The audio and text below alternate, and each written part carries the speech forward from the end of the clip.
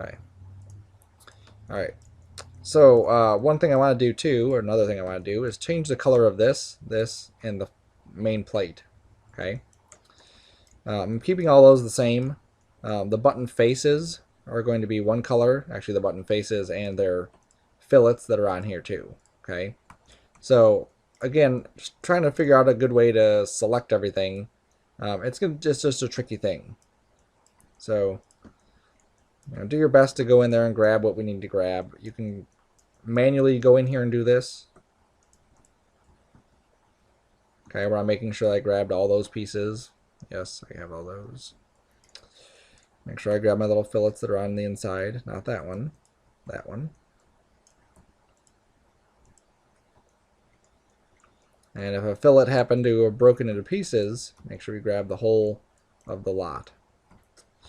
That's going to be a different thing too. There.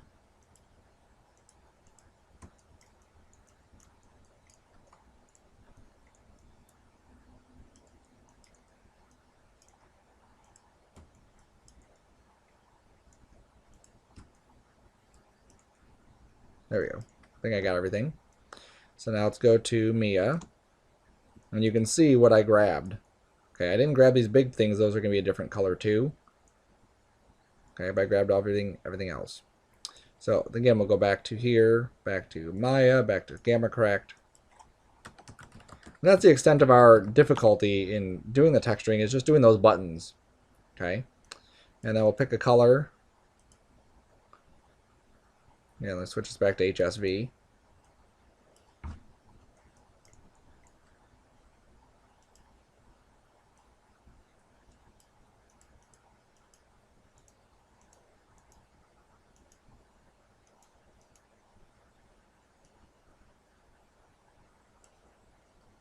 There we go. And we want the same type of thing. Let me see what we put on the other one. We didn't put a bump on the other one, I don't think yet. Let's go back to the hypershade, back to our radio face. We did put a bump on this. Okay. And I just want to grab the same bump and just put it onto my other one. So I'm going to grab this. I didn't even name it. So let's go to radio face plate, Mia. And I'm just going to go down to bump. It'll drag the standard, or the bump 3D onto standard bump word. And then we can play with our reflectivity, 0.1, 0.5, maybe 0.25. There we go. Okay, that's good. And then let's go to this piece and that piece. And I'm just going to make these the AC vent controller. Not the AC vent controller, the AC gray AC vents. Okay, just help to tie in the color between the two objects. So save it again. Let's turn on, not the air conditioning controls, let's turn on the vents, storage, the cup holders.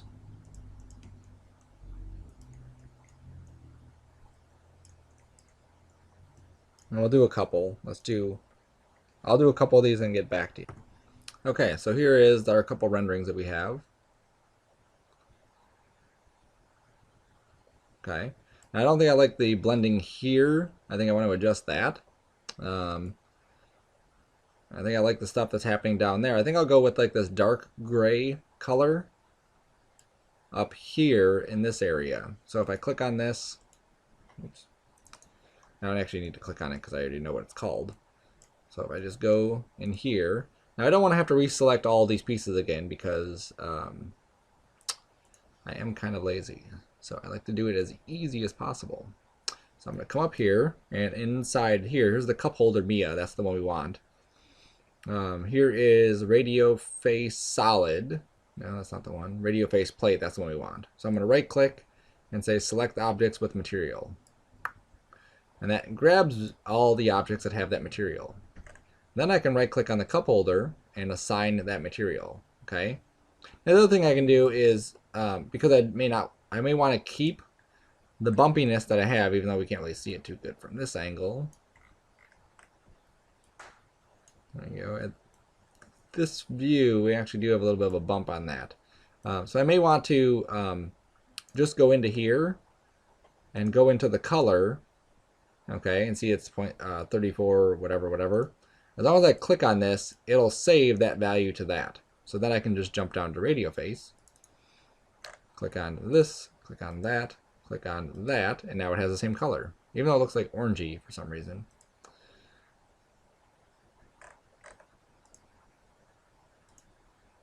Just make sure that color. Maybe I clicked the wrong one. I did. There we go. Okay. So now what I can do is just go back to this. Let me save that image. Just let me do a preview.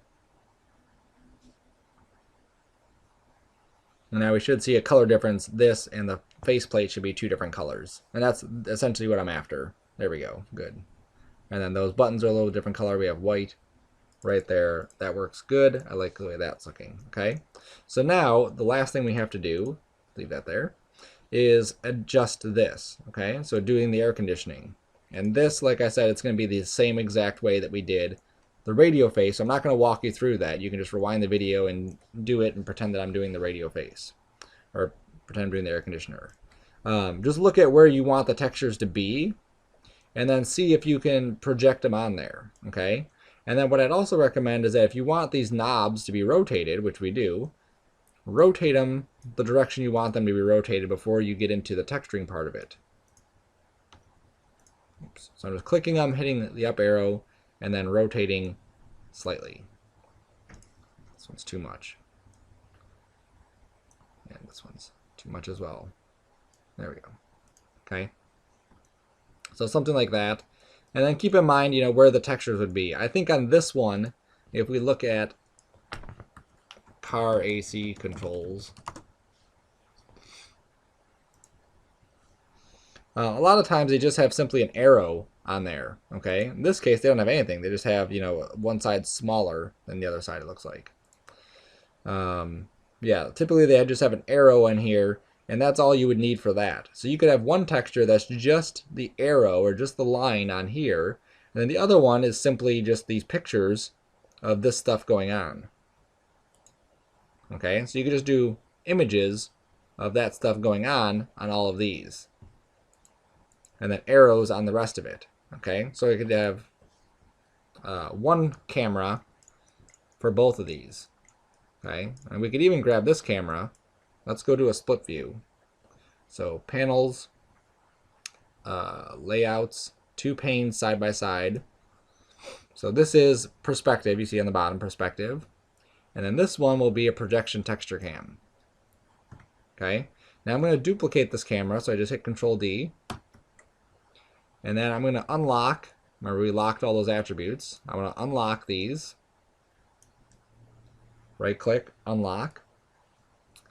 And I'm going to change this one to be my new one, which is Texture Cam 1. And we can actually just call this AC Cam. And then I can move this down. And as I move it down, I can get that air conditioning lined up. And I can even move it in and get a little bit tighter shot on it. And even move it over, because it looks like it's a little bit off center.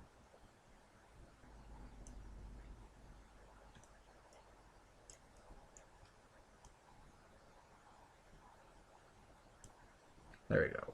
Okay. Now I can use this same camera to project multiple textures on it. So I'm just going to go through the startup of it, and then you can do the actual textures yourself.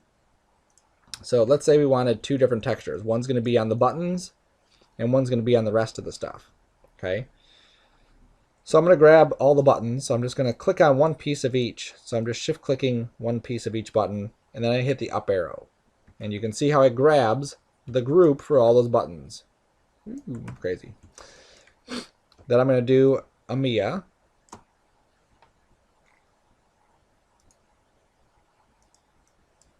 AC controls buttons Mia. Click on the color, right click on file, do a projection. We're going to click on perspective because we're projecting it through a camera. We pick the camera, AC cam shape. We tell it to match the resolution gate. We tell it to fill in the horizontal, and we're good. Okay. We do a rendering of this. Okay, it's done rendering. You'll see that in this case the buttons came out black just because we don't have a texture on them. They came out that way. So again, we save our image. We'll call this AC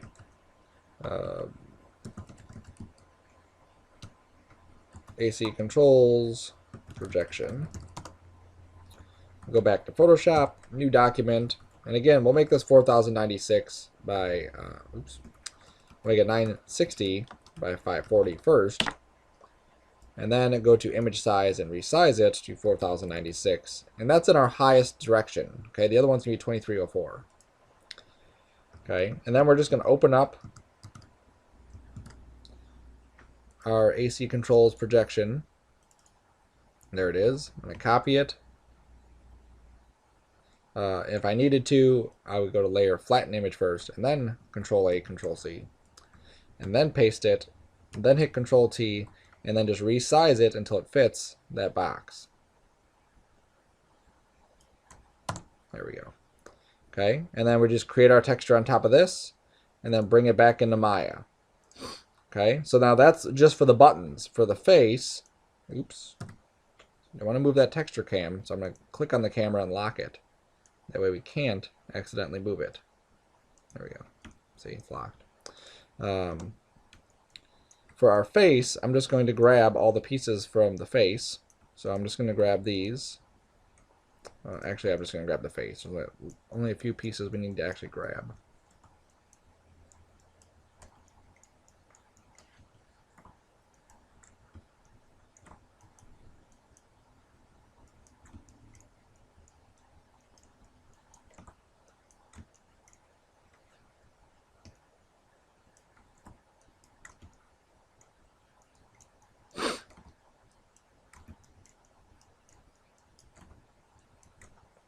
Alright, so I think I got them all. Okay, so again, Mia material, AC controls face, Mia. Click on the color map, right click on file, do a projection. Change this to perspective. Change our camera to our AC cam. Change it to match resolution gate. Change it to horizontal. And now we're just going to have two images. One's going to be on the buttons, and the other one's going to be on the face. So I'm going to pause, and I'll come back after that. Alright, so here we are back at it. You see I basically have the same kind of setup, different color buttons here. I use the arrows from this thing, so I can use those as pointers. This is my front to back slider, depending on where you want the air to be distributed. You can have it all in the front, all in the back, or right in the middle, so you get half and half. Here's the AC and the recirculating. Here's some numbers. And then here's the file that I used. Here's just a couple little tips on creating this file. I actually have two files, one file, but two setups here. This one, I'm just going to group these.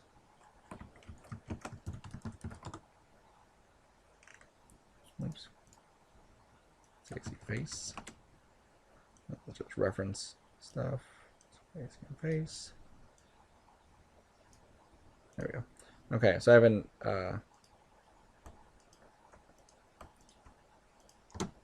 extra stuff. Here's my AC face controls, which is all that stuff.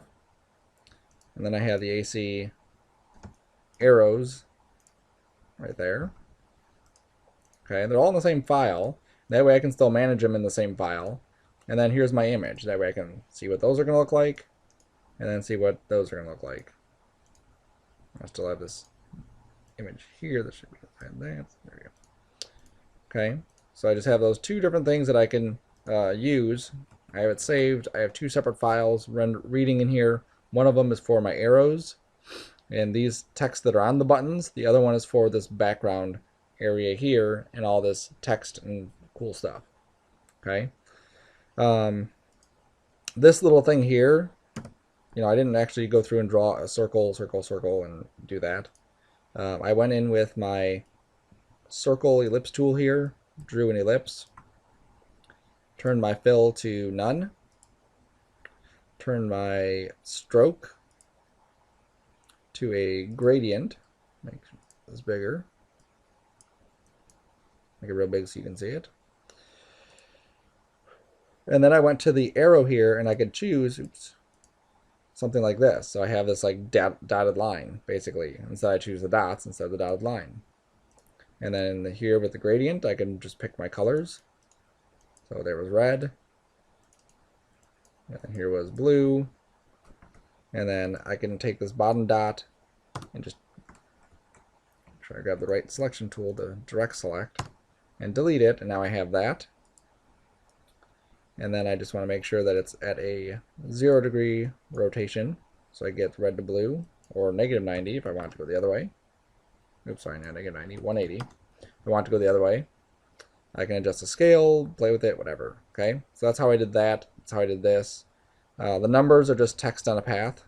So I did 1, 2, 3, 4, 5, 6, you know, and then you can adjust the tracking of those or the kerning of those.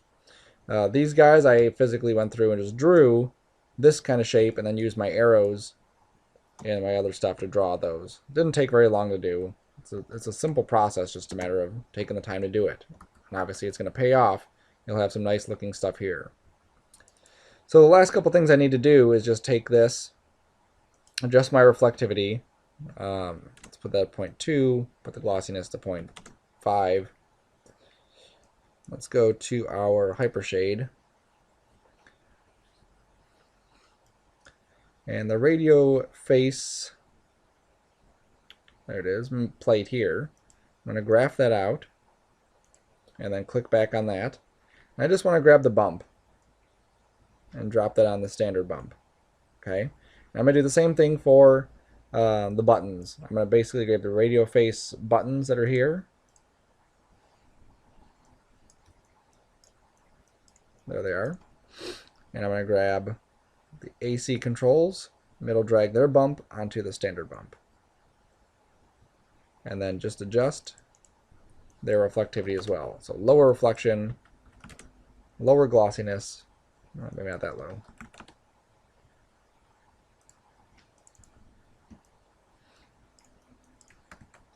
And I'm going to turn, okay, I made sure I turned viewport 2.0 off. Now we'll render it and see what we look like. Alright, so here is our, not final render, but here is the final texturing one. So we can look at this and see if we want to make any changes, adjustments, whatever. I do want to adjust the black that's here. I want that to be the same as the black I have up here, which is just like nothing. Oops. So I'm just going to adjust that one thing, I think, on here. Just grab that plane that we have back here, kind of cutting this off, and just assign that AC controls matte black, or AC vents matte black. There we go. Okay, so I think that's going to be the only thing I'm going to change on there. Everything else I'm really happy with. Okay, so now that we're at this stage, let's go and save this as texturing done. Okay, I'm going to hide my cameras. I don't need to see these things, so I'm just going to grab the cameras, hit Control. Oops, I have to go to their visibility first and unlock that. And then hit Control H to hide them. And then this thing I'm going to hide too. That's just the place 3D texture for the cameras. Okay. That should be good. Okay. So now what we want to do is just go in the outliner, just make sure we're staying organized still. I'm going to grab all my texture placement things, even the cameras that I have there, and group those and call those texture placements. Okay, and I can put those on a layer and hide them.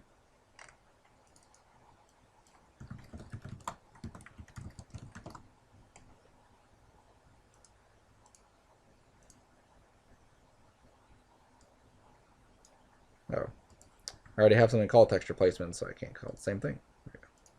Let's hide that. Good. Okay, so now let's get, there's our light. We can leave the light here. That's our main light.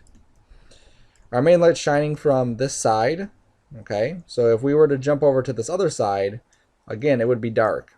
So we have to kind of figure out our camera move that's inside here. Obviously, this isn't, anything we want to turn around and see the back of this. I think on this one, we want to just kind of come in like this and turn a little bit, okay, just so we can see some of the detail. You could even create some, crazier camera angles, kind of come up like this, and then kind of showing each one of these pieces at a different angle. So I'll set up a couple cameras and we can play with it. So I'm going to go 120 frames. I'm going to make a new camera, panels perspective new, camera render, or render cam, whatever you want to call it. Click on the blue circle. And I like this to kind of fit, because my screen's a little bit shorter, it's not fitting, so I'm going to go to view, camera settings, vertical, there we go, and now this fits within here so I can see exactly what's going to render out. Okay, I'm going to take my focal length down to 20. It gives me a little bit more perspective on this. Maybe not 20. Let's go the other way. You want to go 60 and keep it a little bit flatter. Okay, so something like that might be kind of cool as we're like zooming in. So I'm going to go back to frame 1. I have my camera selected. I'm going to hit S to set a key. I'm going to go up to 120.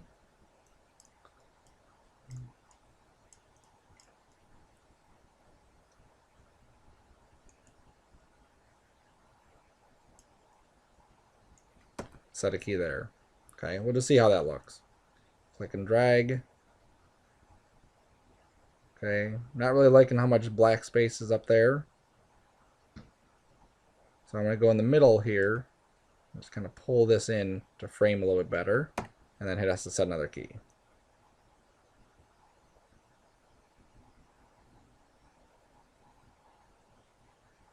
Okay, so there's one possible camera solution I could have for this.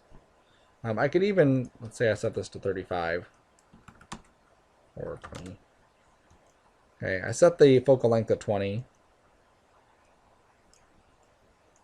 I'm back here, I hit S to set my key. I'm going to set a key on the focal length too. So I just right clicked and set a key. Then I go up to 60. Reset this to 35. Key it. Go up to 120. Set this to 60. And set another key. Okay. So now we're kind of getting that motion in there, which I don't think I like at all. I think the focal length thing just didn't work out. Let me just delete that. Right click, delete selected, keyframes are gone. We'll go back to 60. Let's see what we have here. Yeah, it looks like the stick shift is my focal point, and I don't want that to happen. I'd rather start here, or let's say start zoomed up on this, kind of like that. I'm going to delete all the keys. I can just shift double click in here, right click and delete selected. Okay, go back to frame 1. Go in there. It's good to play with different kind of camera angles because you get different different renderings obviously. So I'm going to start here at 1, go to 120.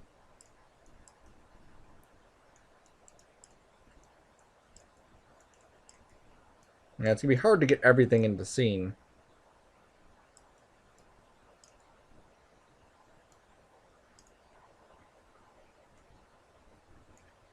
And set a key there. Let's go back to 1.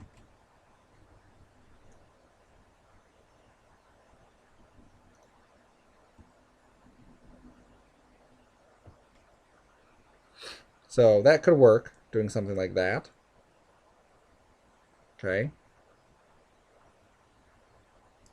I'm going to make a new camera. I'll call this camera render 2. I'll take our focal length down to 20.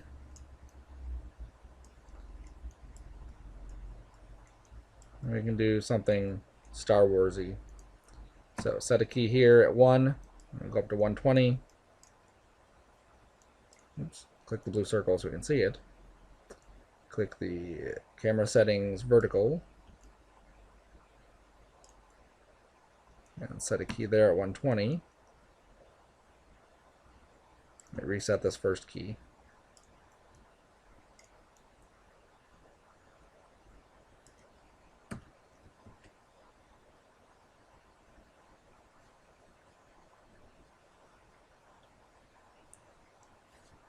So we can also do something like this. We can actually do several camera moves and kind of combine them together. Okay. And I'll do one more camera move in here.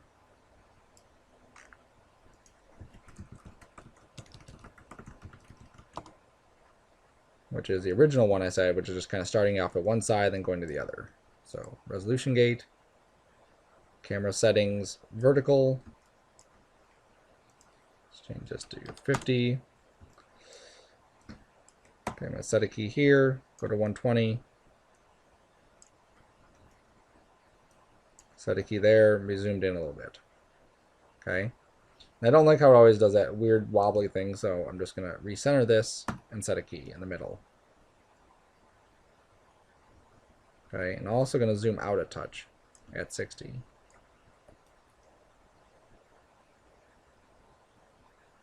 Oh, so close. Zoom in a little bit more.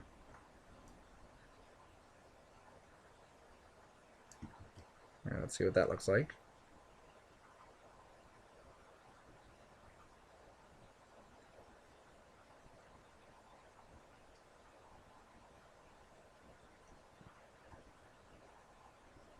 All right, that looks good. Okay, so I'm saving my scene. And then now we can get rid of all those holes. Okay, so again, I'm going to go back to my regular perspective view. I'm going to take these cameras, right click on their visibility and delete the keyframe from it. Then I can turn the visibility off and hide them. Then I'm going to grab all the stuff that's inside here. So in order to do that, I have to unreference all the other stuff. Okay, so I'm marqueing it. Let me save before I do any of that. And under Window, Relationship Rendering Editors, Mental Ray, there's a thing called an Approximation Editor. So inside here, I have this guy. I'm going to delete it. Okay. And if I render this stuff out right now, we'll most likely see a bunch of holes. Surprisingly, it's not done yet, but I don't see too many holes. There's a big hole right here, and there's some other stuff going on. Okay. So this is where we need to set those things up so that we don't get any holes inside of our surface. So I'm going to come in here to the approximation editor. I'm going to make sure that I have all my objects selected, not my light, but all my objects selected. And I'm going to go to the surface area and say create a new approximation. Okay. And then I can go to edit, and this is going to give me the approximation settings. Okay, let me go back to that. Just checking something. Edit. Okay, and in here, this is where we set up our stuff for how these are going to render. So if I go in and just do a snapshot, go to an area I know I'm going to get some holes in, most likely down here stuff.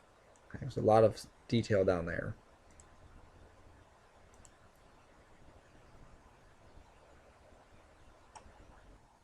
Alright, so I made it worse just to kind of illustrate the point a little bit better. But you can see on some of these where we have openings where the holes, the fillets are not really lining up right, the trims are not really working. There's blockiness here, there's a hole down here, some slicing. There's some stuff happening up here. Obviously, it's not what we want it to be. Okay, so the approximation editor right here is where we edit that. Okay, so again, Window Rendering Editor, Mental Ray Approximation Editor. We can click on one we've already created for surfaces and hit edit. Now, surfaces are just regular surfaces. Okay, the trim curve are the ones that we've actually trimmed out. So our fillets are actual surfaces. Okay, if I click on a fillet here, and I right click, you see there's no trim edge option. If I right click on this piece, there's a trim edge option.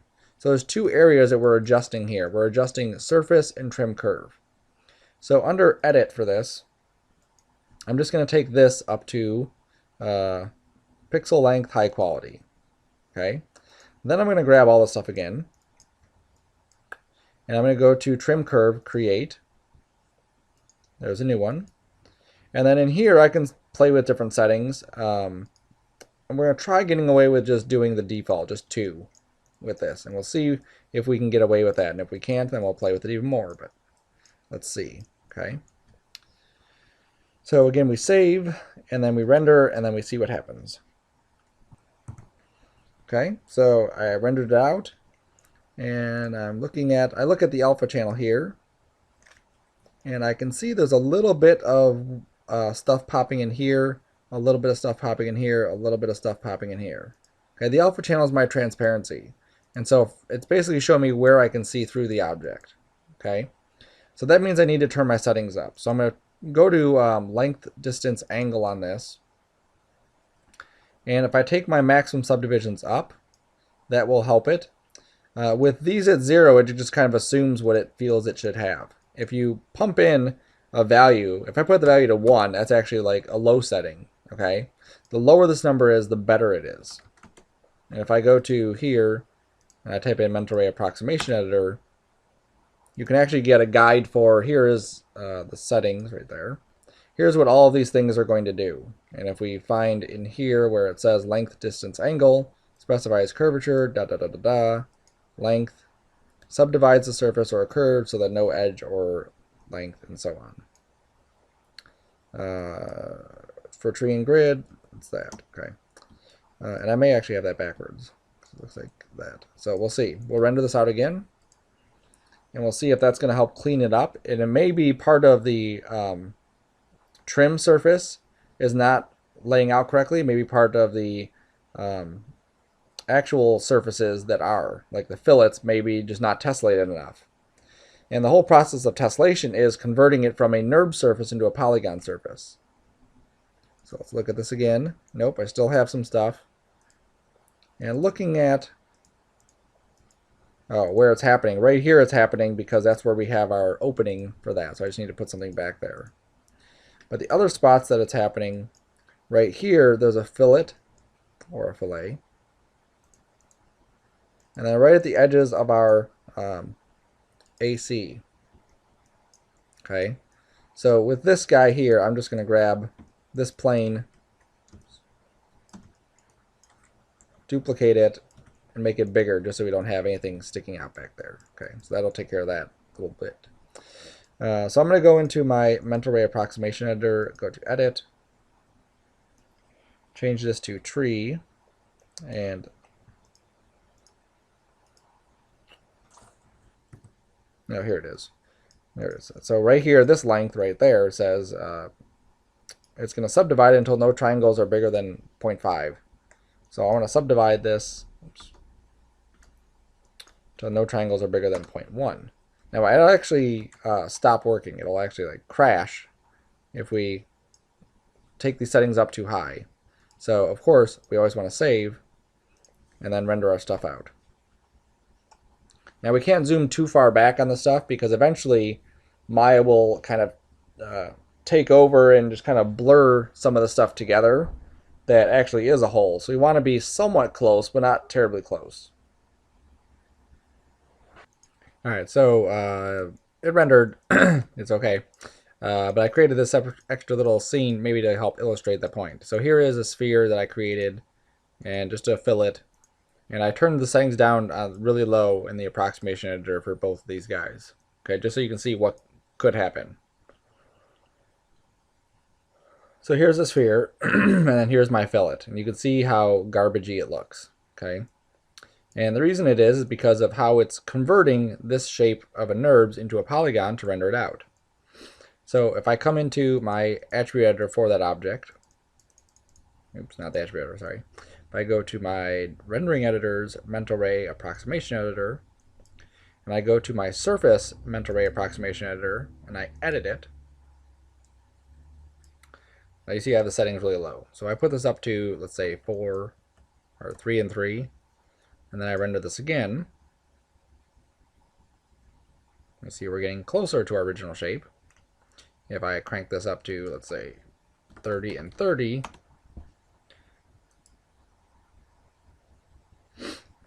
I'm getting much closer to the original shape. So what this is doing is basically taking this shape, and there's actually a convert, modify convert NURBS to polygons. Okay, so this is one method that it converts this shape into that shape. And by playing with these settings, common, polygon count, there we go. It's basically adding more divisions or taking more divisions away. And in some of these cases, it's actually going to do different things. Like in the sense of it being a general format, I can actually control the direction that I'm adding and taking divisions away. So I can basically take it back to this and get something that looks like that. Okay.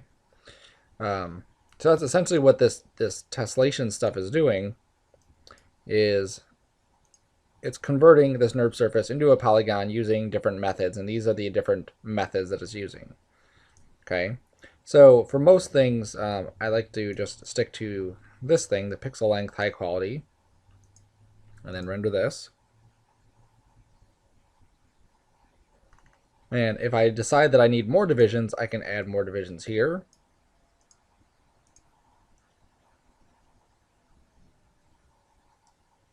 Oops. And you can see there's a little bit of blockiness. That's because I'm not fully zoomed. So I'm going to hit 1 to 1. And it looks like it's much smoother than it was. I could also come in here and take these down. I'll even go to crazy values. This is a 4-second render.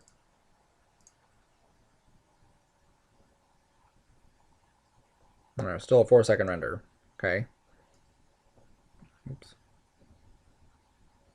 And you can see there's a slight difference. Maybe you can't see it in the video. There's a slight difference in those two renderings. Okay, so it really depends on your need as far as what you're getting out of it. Okay, now you'll notice that all those settings that I did didn't affect this surface at all. This surface, because this is a trim surface, if I right click and go to trim edge, okay, this is a surface that I basically cut out, it has different settings. So that's why we have this other one, trim curve, where we can edit this and play with these settings too. And again, I turn these way down. This one doesn't have a high setting, so I just go to length, distance, angle. And then I could add more divisions this way.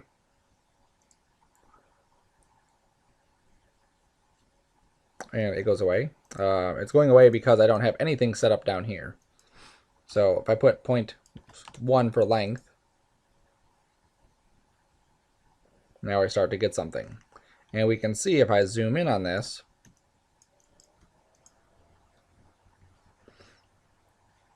that we have some holes in here. And the reason we have holes is just because it's converting this thing and this thing into polygons, and sometimes those numbers just don't match up correctly.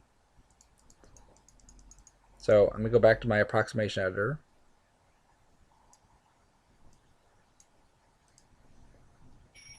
Let me take this length down lower.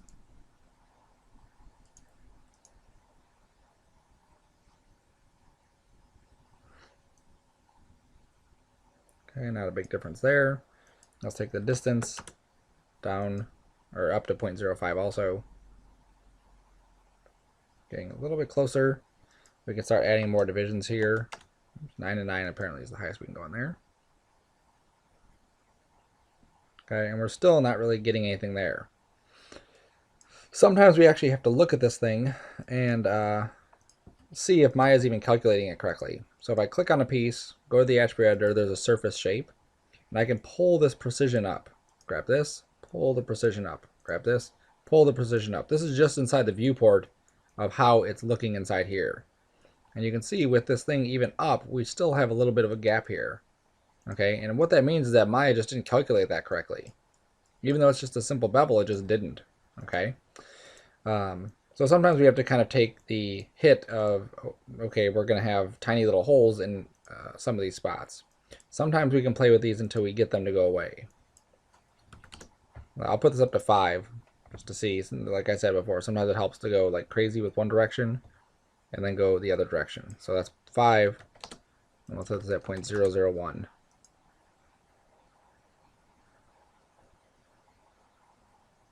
And in both cases, we're still getting the exact same holes. So I'm pretty much convinced that this just doesn't want to be a good surface. Okay, now we can try going back to this and editing the parameters of this fillet.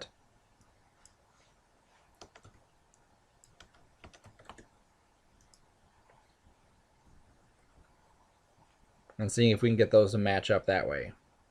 Now, this one is definitely taking longer. And we're actually a little bit closer. Well, maybe not. It looked like we were, but we're not. Okay, so we just have to find that good balance of fitting this thing in.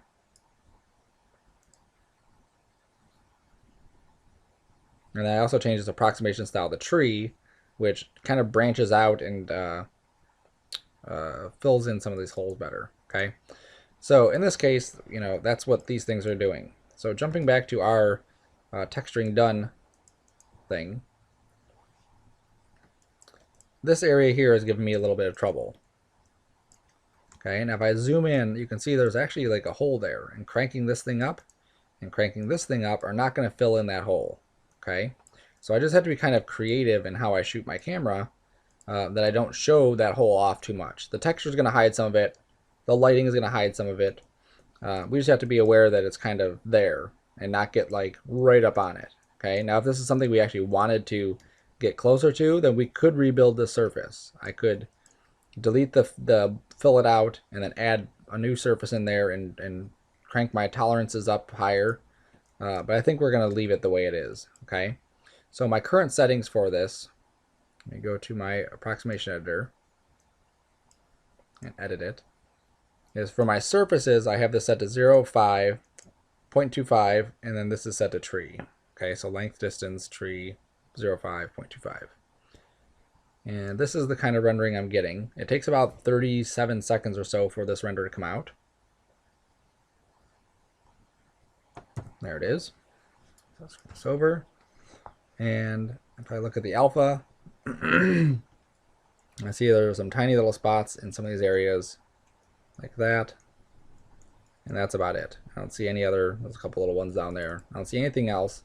And even while I'm looking at this in colored mode, I don't really see a hole back there. Okay, it looks dark obviously, but I can fix that in post just by adding a different color background, or I could just put back here, if I went to this trim edge, okay, and if I filled this in, so create EP curve, hold down C, drag, hold down C, drag, go to trim edge, click the trim edge, shift click that, surfaces planar. See, I filled in the back of that, and then I can just assign the radio face plate texture to it. And now we'll have an actual color back there instead of black. Okay, so that might actually hide that a little bit better also, covering that up. Okay, so let's save where we're at.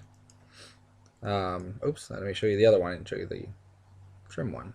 Approximation editor, mental ray, edit, 0, 7, and then I did the length of 0.01. You may have to play with your settings to get your stuff to look good, or good enough, right? Because we can't really cover that up.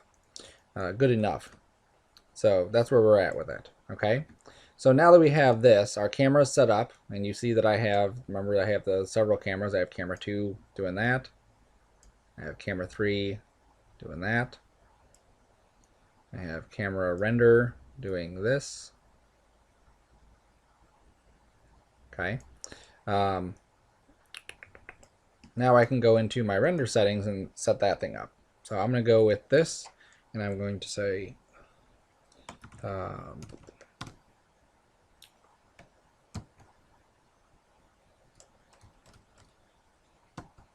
give us a name, Sarcona radio rendering, or console.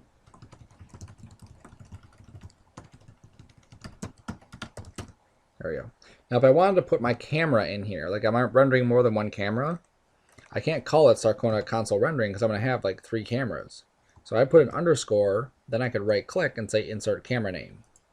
And then whichever camera I'm rendering through, it'll show me that camera. So I'll do that just so you can see it.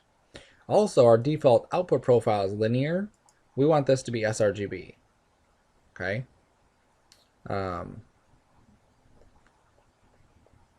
Yes. Leave this as if. Name.number.extension. Our end frame is 120. Our renderable camera is camera 2. Now if I want to add another one, I click on it and go down to add renderable. You only need to add one camera, but I'm just showing you you can have multiple.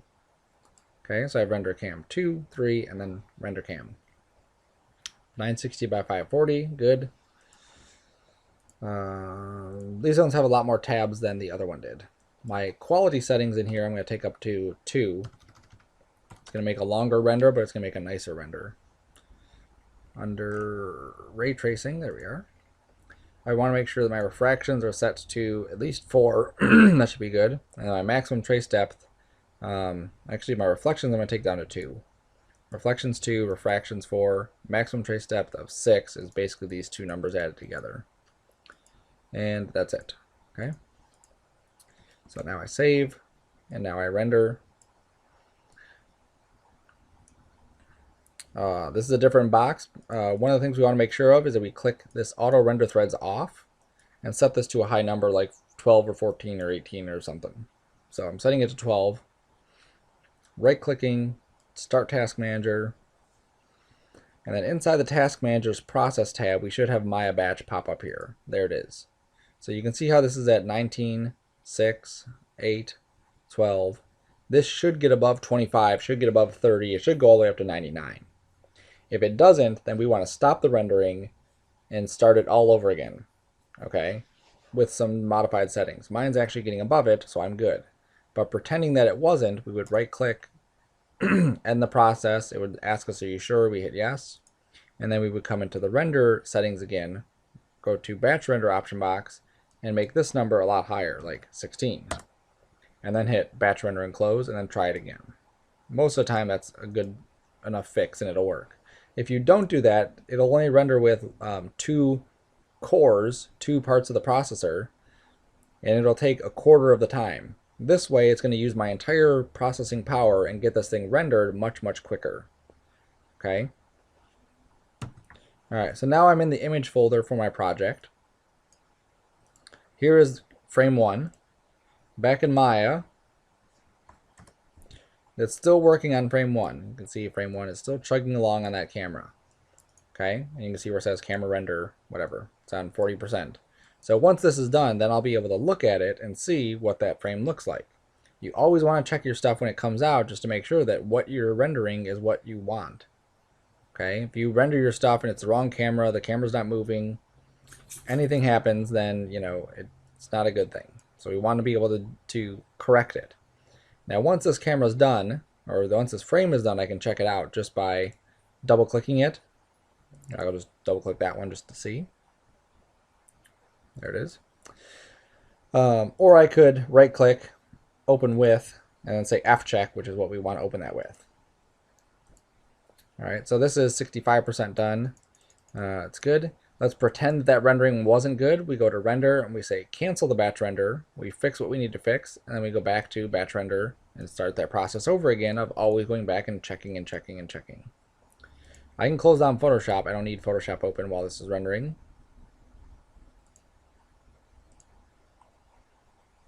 We're at 75%, 80%. While we're waiting for this, YouTube, great resource for tutorials. Here's a website or a channel called CG Tuts Plus. They have lots of tutorials for not only Maya, but Cinema 4D, 3D Studio Max, Maya. Here is an entire series on how to build a stylized car. Okay, so they go through modeling this vehicle in Maya. And here's how to model an iPhone in 3ds Max. Here's how to do visual effects integration. linear workflow. Okay. So we're just gonna, again, let this thing chug. Oh, we're on frame 2 already. Let's go back to our images. Let's look at frame 1. And that looks pretty nice. That looks pretty sweet. Okay. Might have a little too much grain here. Maybe want to knock that back. But that's all stuff that we can play with.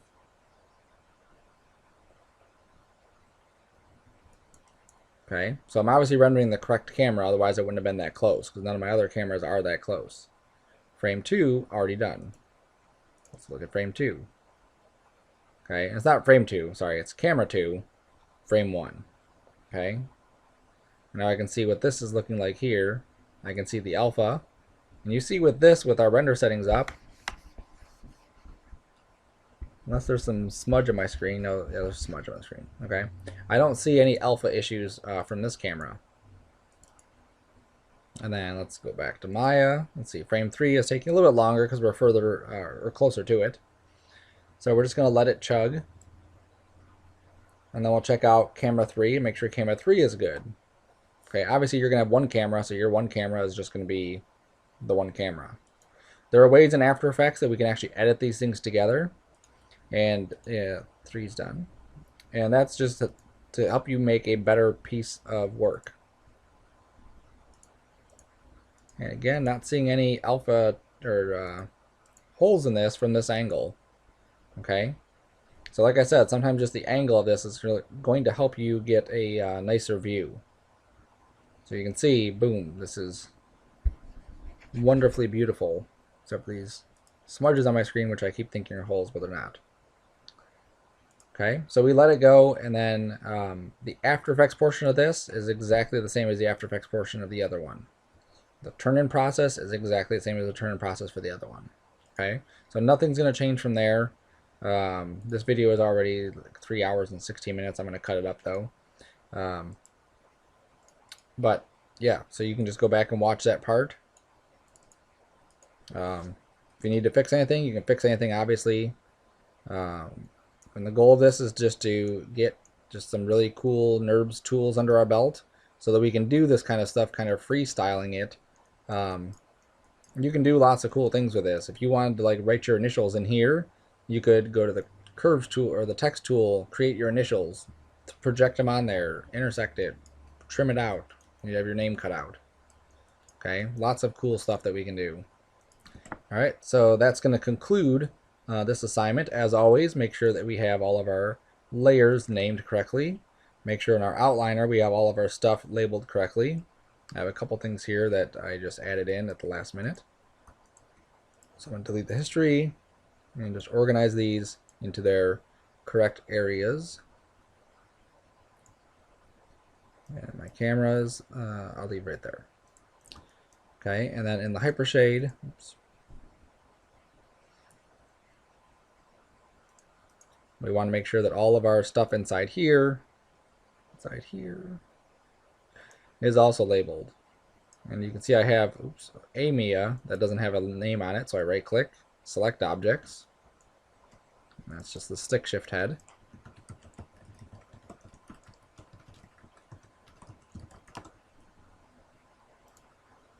There we go. So we'll save this as, I saved it as texturing done, it doesn't matter. Rendering. There we go. So now it's ready to render. It's rendering right now. It's going. I can let it cook based on how long it's taking per frame. I can do some simple math to figure that out. You know, it takes 2 minutes a frame times 120 frames, 240 minutes, divided by 60, 4 hours. Divided by 24, 1/6 of a day.